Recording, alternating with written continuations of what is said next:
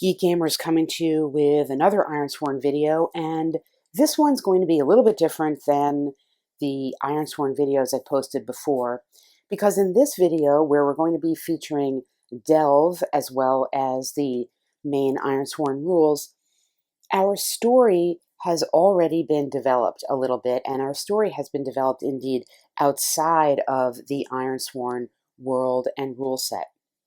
I did a video called Creating Settings for Solo RPGs, and you can see the link to that here as well as below. And in that video, I wasn't using any or referencing any particular rule set. I was using a series of random tables to show how you can create an environment, have some obstacles in the environment, and have some characters in the environment, and really get a story going, even without being sure what type of rule set you would be using to play out the story. And in fact, when I originally posted that video, the purpose of it was not to create a story that I would play then on camera. It was simply to show you how one recommended way I have of getting going for a session, which would be, as such, creating the setting. But then I really liked what developed, and as it was developing, I began to feel that it could be a story that's played out, and somehow Ironsworn came to me as the optimal rule set to play it out in. I'm not going to review the entire development of that here. You can watch that other video if you want to see how I came to this, but I'm going to give a brief overview of what our story is, and then start to show you how I'm going to fit it into or fit it with the Ironsworn rules.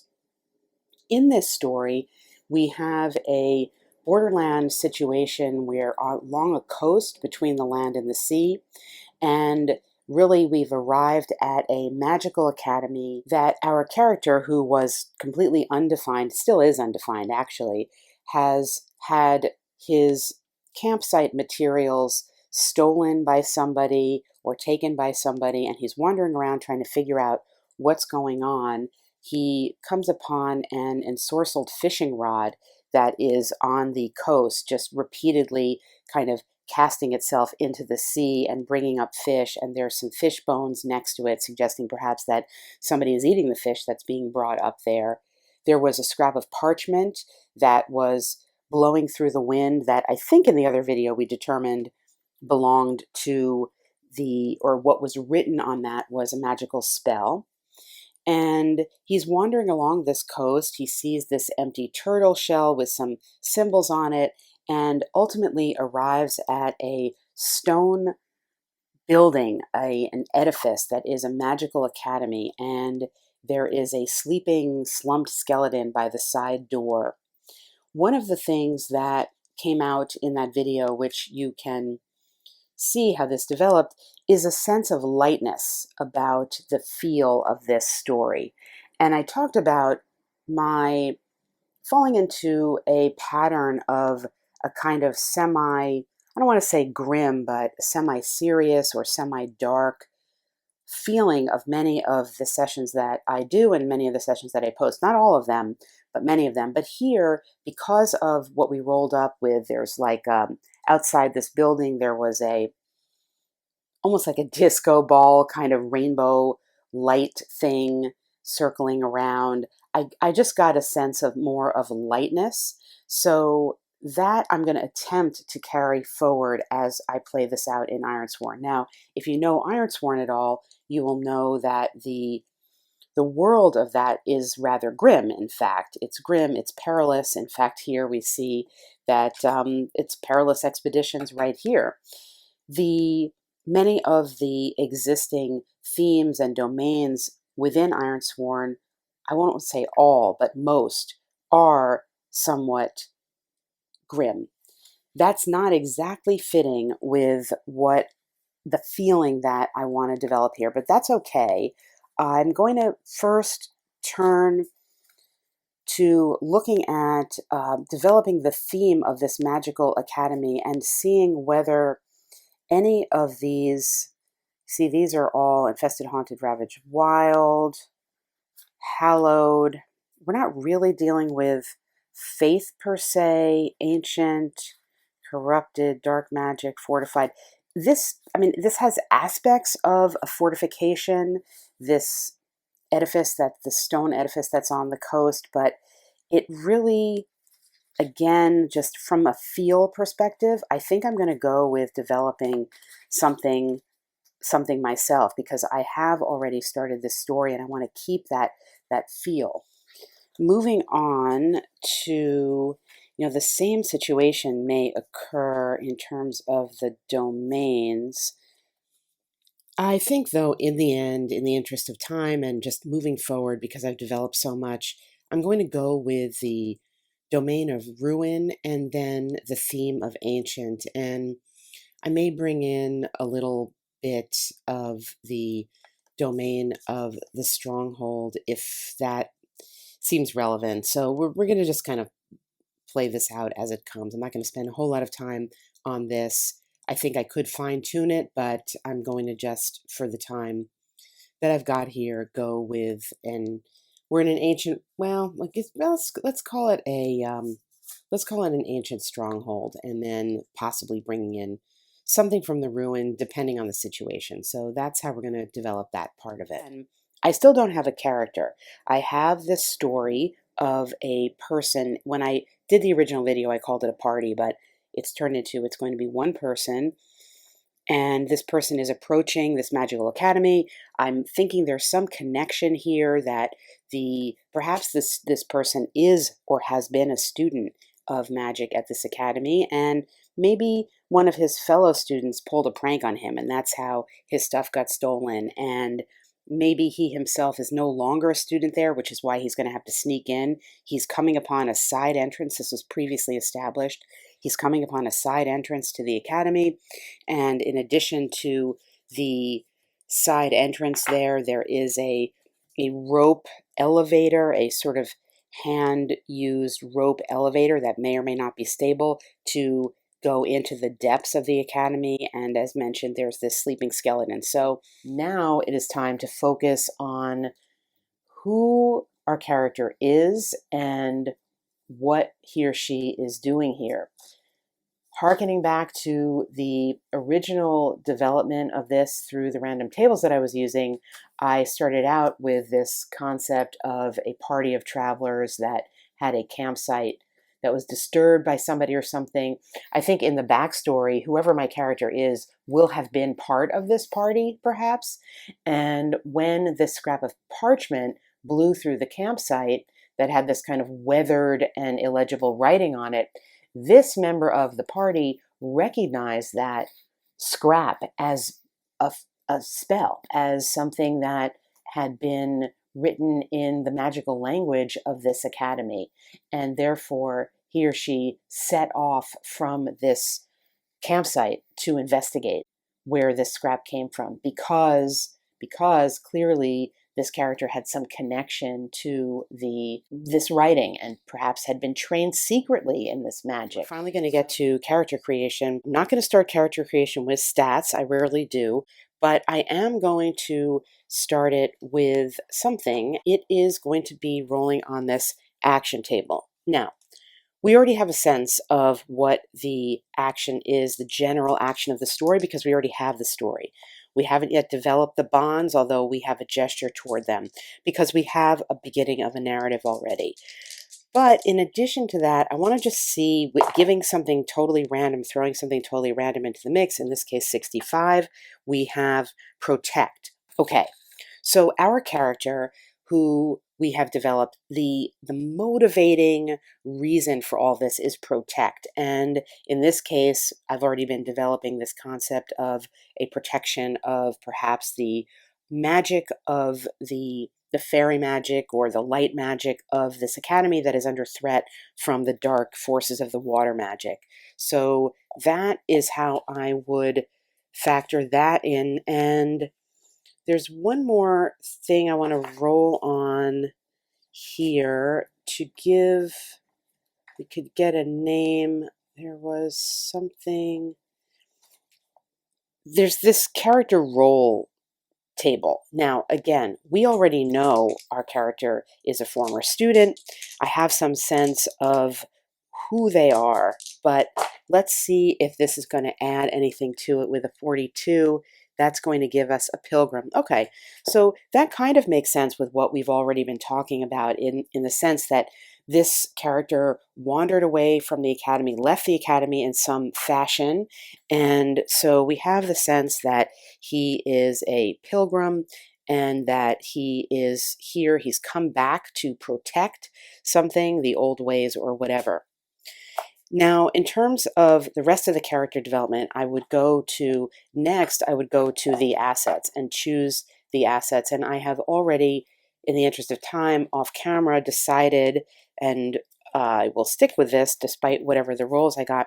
I decided on these three assets, and I will explain why. The first asset is going to be this sighted path, and I um, chose it because, again, story-wise, we already know that he is here, something to do with investigation of magic or what went wrong or something like that. So I'm going to give him this benefit of getting a +1 if he is going to face danger or gather information to detect mystic forces.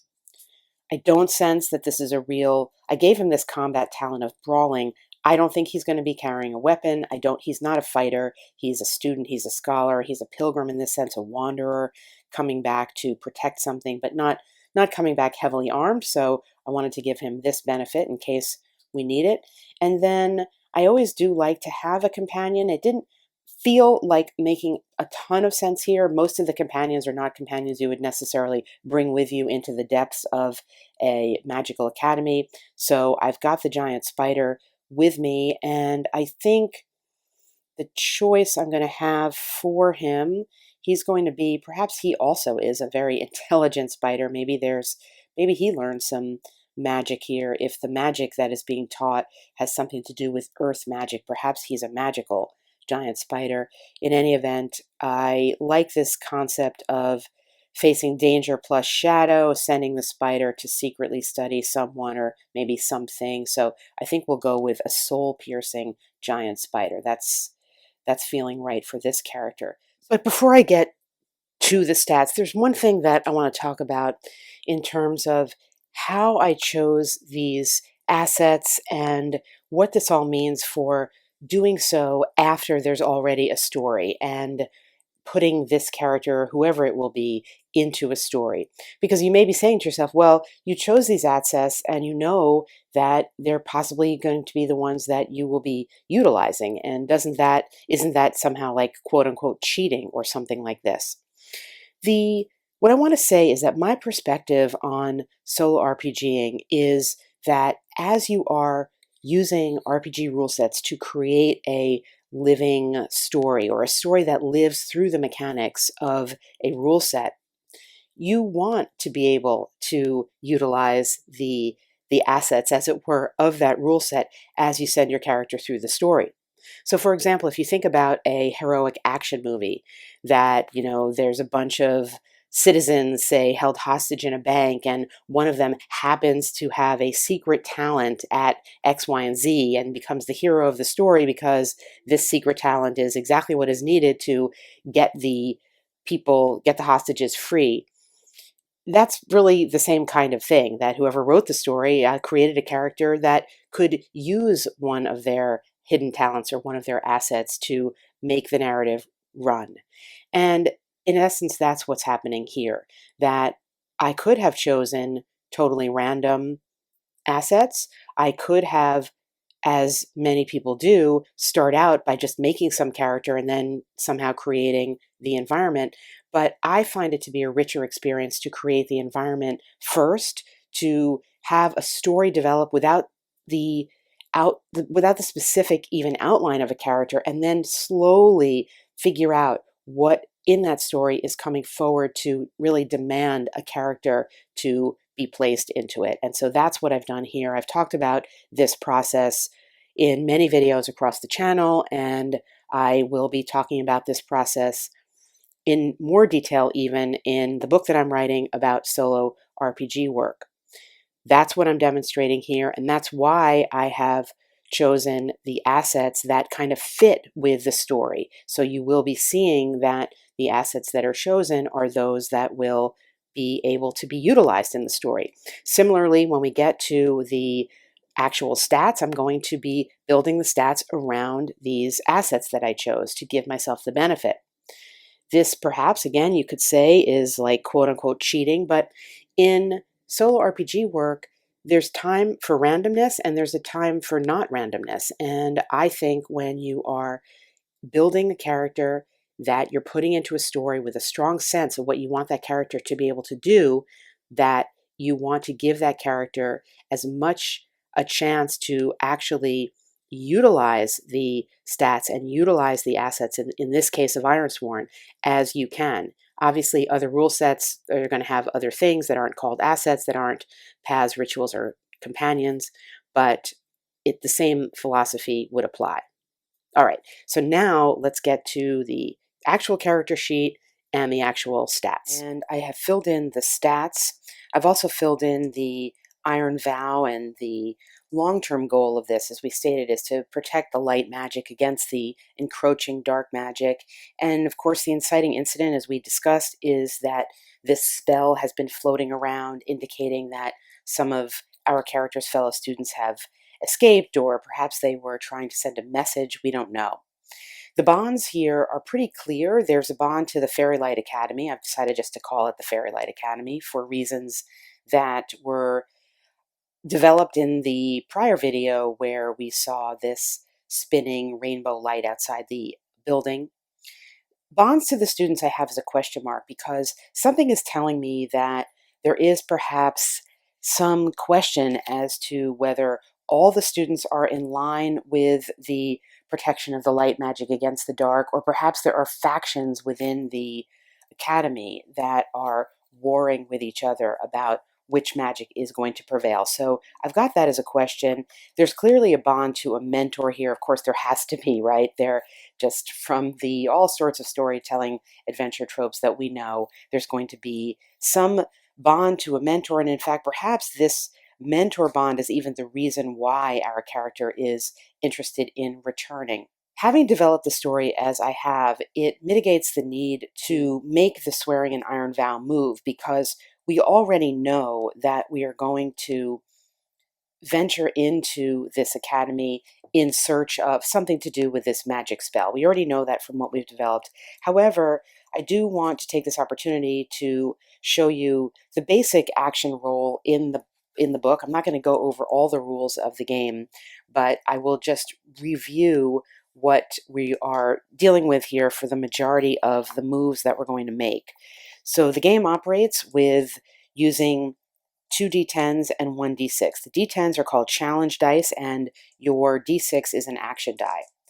To the action die number, you are going to add a relevant stat depending on the move you're making. If you're rolling on shadow, for example, here we would add a 3. If we were rolling on iron, we would add just a 1. In addition to that, there may be other add-ons. For example, in the case of the Iron Vow, if it was involving a pre-existing bond, you would get to add an additional 1. And the description of the moves that you're making in the book indicate what other add-ons you could have. So that is how you create a number on the action die. Additionally, you're rolling these 2 challenge dice, and it is the combination of where the action die, well, that's a nice roll on a 6, where the action die ends up with regard to the 2 challenge die that indicates your level of success or level of failure in the particular move you're trying to make. So for example, in this case, we have, even without any modifiers, our action die is higher than both of the challenge dice that we have rolled. That would characterize a strong hit, meaning that we are going to succeed at whatever it is we're trying to do. If, for example, your action die was in between the 2 challenge dice, this would be characterized as a weak hit. So it would mean that you probably succeeded in the task, but maybe there is a negative effect, or you didn't fully succeed, or something like that. If your action die with all modifiers was below both challenge dice, then you have a miss there. So that's a failure, and something negative may happen. The last point to make on the rules is that if your challenge dice that you roll match each other, that is going to trigger some type of a twist. If they match in a success, it would be a positive twist. If they match in a failure, it would be a negative twist. So you need to watch out for any of the matches. And then finally, if there's any kind of tie, the challenge dice will win. So that's a brief overview of the mechanics of the... I haven't given my character a name yet, so we're going to go... There's a bunch of tables here. We'll just see what we get on 61. I'm going to go to the other names table, and Bashtu, Kiha, Chortle. Ha! Chortle. That's it.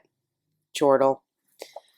Chortle is my brawler, my sighted brawler with the giant spider. That's gonna be who it is. He is approaching this sleeping skeleton on the side of Fairylight Academy. He's coming in here. He's coming back. Maybe he's a little. Maybe he's even a little bothered by this in a kind of amusing way, because again, the feeling that I was getting was of a lighthearted sort of thing, which is a little antithetical to the actual Ironsworn. But he's going to approach here, and he is going to. I think he's going to be approaching this with stealth or trickery. So we're going to roll plus shadow, and we're going to see what happens as we start to delve the depths here. We're really entering, I guess the question is really, are we going to be bothering this skeleton? Because the first thing we really need to do is figure out what's the deal with the skeleton. He was sleeping. Well, I'm actually remembering now that I know something about the skeleton. I know something about the skeleton from one of my viewers who commented a couple of weeks ago when I posted the other video that I was developing the environment here, who saw this guy as a retired professor, loves the place so much he can't leave, so he's sleeping out here, and we're going to approach him. Question is, I think we're going to wake him up and talk to him and see if he knows maybe what's going on or can give us any information about what the state of the academy. Perhaps we know, perhaps he'll know something to tell us. And so we're going to start this session out here with, well, we've already started the session. Obviously, we've got the story, but we've got an NPC interaction, which, as I've talked about elsewhere, is one of the more challenging things I think to do when you're doing solo work, is to do an NPC interaction. But that's how we're going to start out. And the guy's sleeping, and I think we're just going to need to wake him up. So we're going to sort of gently, I can't say push his shoulder, he's a skeleton, but we're gonna gently nudge him awake and see what we can get out of him. And before we even do that, I'm going to just go straight to the basic oracle here to just give me the answer. Is this guy sleeping out here? Is he our mentor? Is that who we're dealing with, or is it somebody else? Oh, wow. We rolled a 100. So he's definitely not our mentor. And I don't think I've ever rolled that before in a video. All right. Definitely not. He's a small chance, so we're just going to say a no, because that would have just been too coincidental. So definitely not. It was pretty unlikely that was him, and indeed a strong confirmation that's not him. Maybe even such a strong confirmation that he's like the opposite of our mentor, whatever that would be. In any case, we don't have any particular bond with him necessarily, although he is, as we know, a retired professor at the school. Maybe he was there at the academy. Maybe he was there when we were there. And we need to gently wake him up somehow and have a conversation. So we shuffle around in the dirt. Maybe we make some noise. Perhaps our spider crawls around and tries to help us out here and wake him up. And his bones. He sits up and looks and sees us, and there's a maybe smile of recognition on his face, after a moment of confusion as to why we are here. And I want to know something about his response to us, or get some guidance as to how this conversation is going to go. And as such, I'm turning to, an oracle table here. It's not really meant for this, but there's an oracle table here that, let's find it. Well, first of all, let's see what his attitude is toward us his attitude is in general. Once he's woken up 75, he's wise. All right. So he's going to give us some knowledge for sure. That's going to give us a bit of a benefit. Let's go to the action and theme tables to see exactly maybe what he is wise about, or to give us some direction here about what he's saying. 52, serve. Well, he did serve. He's a retired professor. 31, hope. Yes. So this professor clearly is devoted. Serve hope tells me he was devoted to the service of the good magic, or the fairy magic that we all also had been devoted to. And he's been waiting here, maybe hoping that somebody would come back to do what he can't, which is to go back into the academy. We're not sure why we're there. It has something to do with maybe recovering an important, I don't know, an important other spell that is going to turn the tide against the encroaching water magic, as it were. So he is wise about that, lets us know which way to go, that taking that rope elevator down into the depths is the right thing to do. We bid him farewell, and he looks at us sort of as hopefully as a skeleton can, and with his eyes, with eye sockets, tells us that everything relies on us, and it's all down to Chortle, the sighted brawler with his giant spider, to go into delving the depths down there and seeking out that which will save this Fairylight Academy. So we do bid him farewell with that, and the next thing we're going to do is we're going to go onto that rickety elevator, and we don't really have, I think we could do a roll here. We didn't, we're talking very abstract here in terms of our equipment, as the author of Ironsworn says. It's not really about the equipment here, but just to illustrate what can be done, there's a delve move. Let me find it. And here it is. It's the check your gear move. It says if you want to see if you have a specific item that's helpful to do your objective, you can check your gear. You can roll on supply if you have at least one supply, and we have all our supply right now. We've just started out, and then determine how successful we are. So we're looking around at this rope elevator. It's a little frayed. We're looking into our backpack to see if we have something that perhaps can be hook ourselves onto the side of the crumbling wall in case the elevator fails, or something like that. And we're going to see whether we actually do have that thing, and we get a +1 to supply, but this is definitely a miss.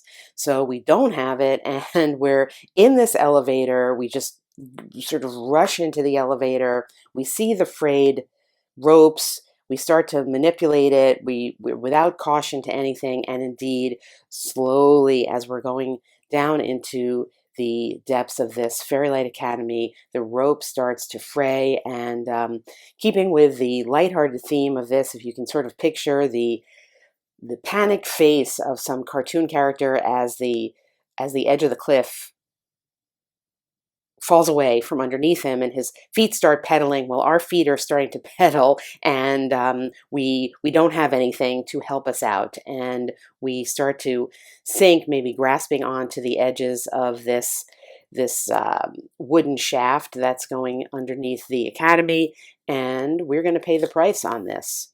We are definitely going to pay the price on this.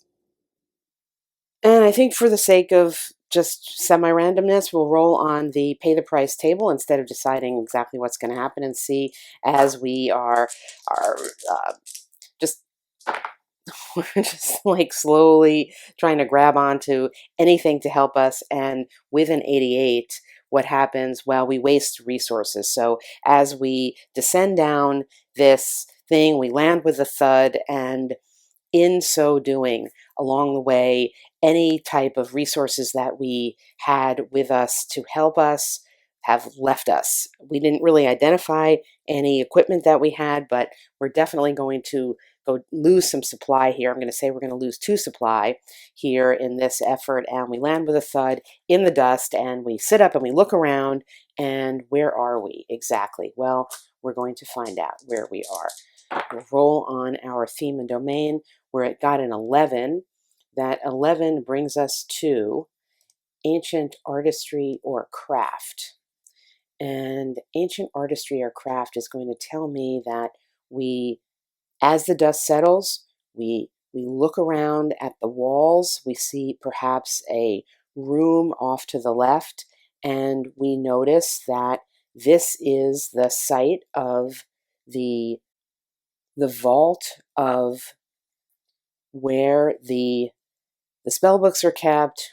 And of course, thematically, this does make sense because our old professor would be sitting by the entrance to the Fairylight Academy that was guarding the elevator that took you down to the place where the ancient artistry or craft was preserved. Perhaps this was his own personal study. Maybe the elevator is rickety and old because the professor's rickety and old. I mean, he's a skeleton after all. So we have landed here. Chortle looks around and kind of smiles to himself. That's why he's nicknamed Chortle, of course. He's always laughing, and he thinks, yeah, typical. I just lost all my stuff, landed in a pile of dirt here, but I got to the right spot. So I might not be equipped. And I think he also lost his spider. That's one of the things he lost in addition to his supply. The spider was like, I'm out of here. So his companion, his spider, is now wandered off somewhere. Maybe we'll meet the spider later, but the spider has wandered off, and the spider successfully grabbed onto the side of the dirt and just scampered out the way a spider might, and has gone off to perhaps have some lunch or something. So Chortle's here. He's lost that asset for sure, and he's going to now sit up, look around, and start going into that room. I'm feeling the need to get a little more flavor to this room, and the concept of artistry is causing me to think about textiles. And I'm going to the GM's Miscellany Dungeon Dressing book because I remember that it has a section on tapestries, and we're going to give a roll here to see, first of all, what the general subject of the tapestry might be. That is going to be, okay, a local map. That doesn't really tell me too much. And let's see what if we can get any more specifics about that local map. We've got a bad angle here is what we've got. All right, we've got a cozy cottage nestles amid pleasant woodland on this tapestry. The tapestry can create an extra dimensional shelter once a week. Well, that's pretty cool. So that does suggest a magical tapestry of some sort. And let's see what else. What do we get from this table, which I'm not even sure what it is? 43. It lies on the floor and is covered in gigantic muddy footprints. Okay. So we do have a magical room here. We have the depiction of some local area. Perhaps we could, if it was this once per week, perhaps we could walk through this portal or something. I don't know if that's something we're going to do, but I will give that some thought. We are going to try to investigate this tapestry because if it is the time that it's an extra dimensional structure, maybe we can pop in there because it's this nice cozy cottage, and Chortle's the kind of guy that gets easily distracted. So maybe he just wants to go to the cozy cottage and hang out with some deer or fawns or something like that.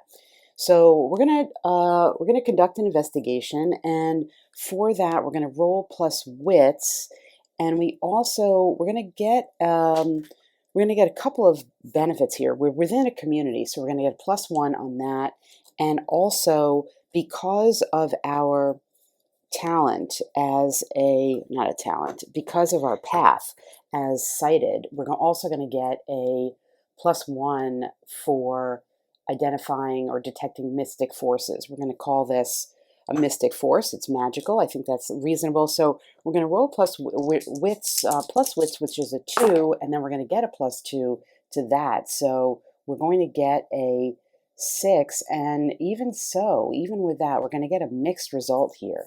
So we're not getting a clear result on this, and I think for the mixed result, maybe we will go to, I call it a mixed result. It's per the terminology of Ironsworn, this is a weak hit, so that whatever information we get is going to be complicating. So Chortle's not going to quite get what he's hoping for, which is to kind of jump through this into the floor, into this tapestry, and end up in this beautiful bucolic cottage with some pleasant woodland around where he can just lie in a hammock and wait it out. So instead, something is going to be complicated.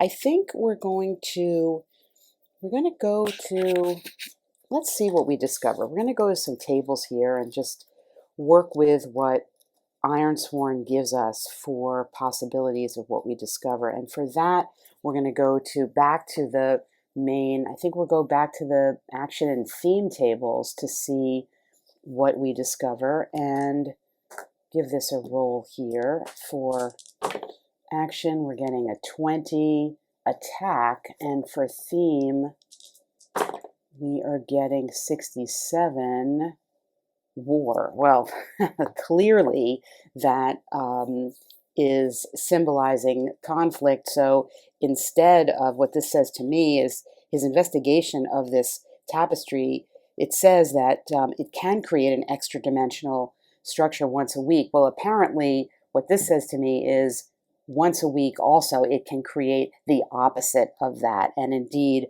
as Chortle bends down to look at this tapestry and to get all ready to port himself into this cozy cottage in the woodland, instead what happens is that there is a major transformation. And in fact, if we remember back to the theme of Borderlands that I identified at the beginning of the session, this tapestry, it turns out, is unstable, and it represents a borderland between the peace and the war, and Chortle's efforts to lie on a hammock, as it were, has triggered the opposite effect. And indeed, what happens is this beautiful cozy cottage transforms into instead an evil fortress. And this is not a major miss. So we're not actually going to have this evil fortress rise up and consume us, but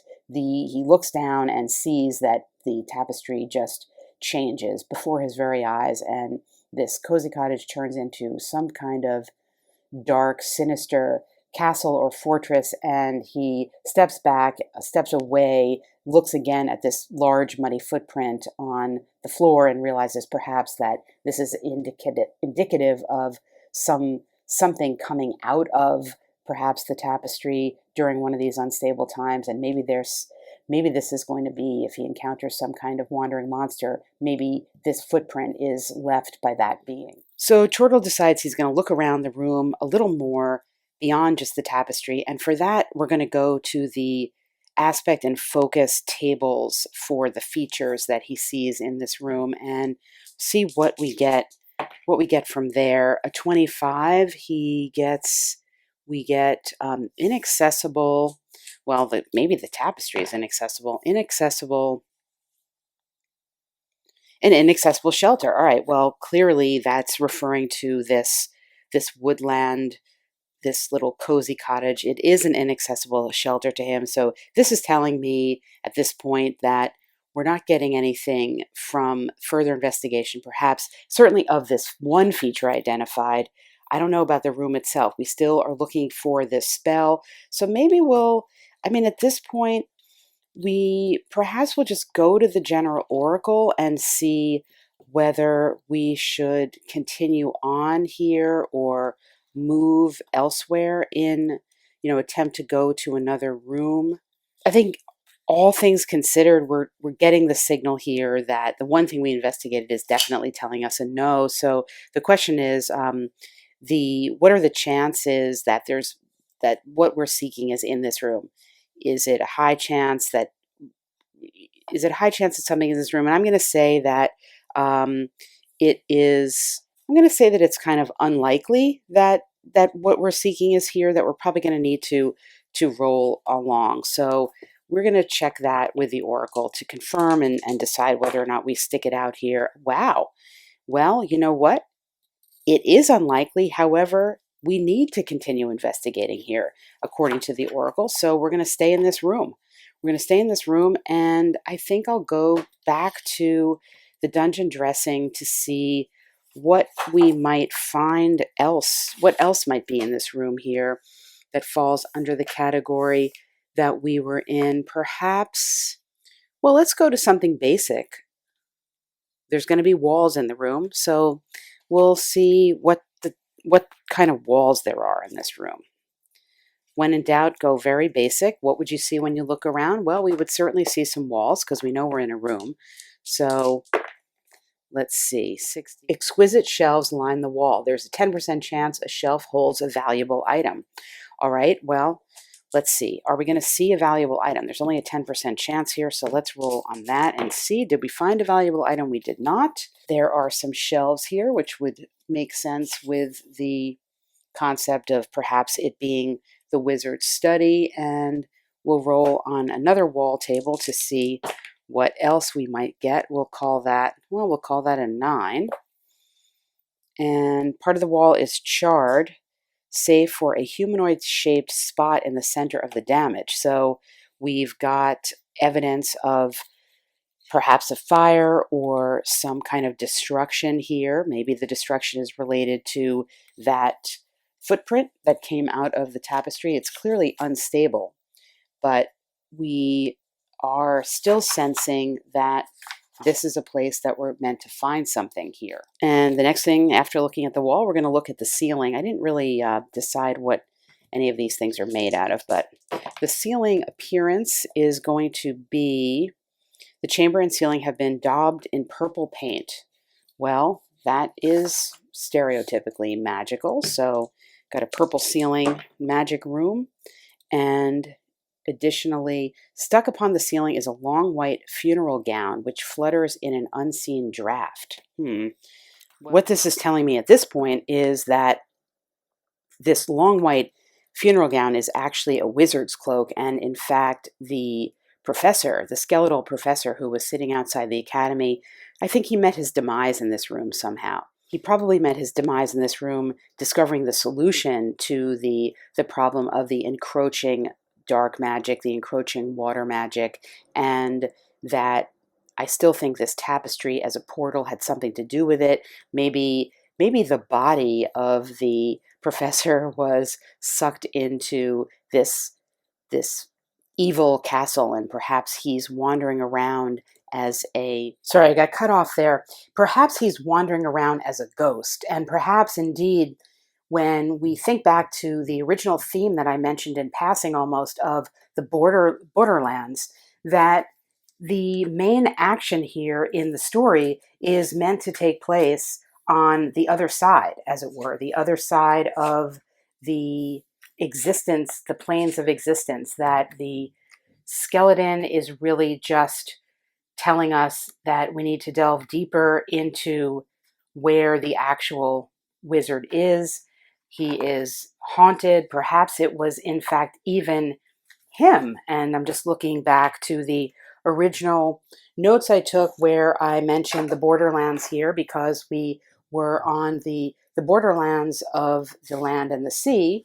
And I thought it was perhaps a geographical borderland like that. But really, it could be sort of extra planar, as it were. And here's the land and the sea, and we recall that this academy is here, that indeed the spell that we, in the original story, the spell that was sort of floating around, I was assuming had to do with the students. Perhaps indeed it is actually the professor who sent the spell out.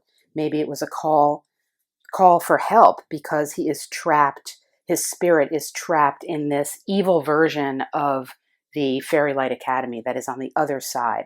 That's where I am going to leave things for right now. This is where the story has taken me, or my imagination in the story has taken me, and where the Ironsworn narrative rules and mechanics have taken me. And I will perhaps continue on with this, but I think it's a good stopping point because it shows that there's a lot of different directions in which to go. And even though I started out as thinking this was a delve in the sense of maybe something fairly traditional going into the dungeon of the, or the cellar of the academy, I can see now that what's suggested here very strongly is to delve into the other side, into the other part of a world where things are not the Fairylight Academy, where we are not dealing with something light, and where our main character is not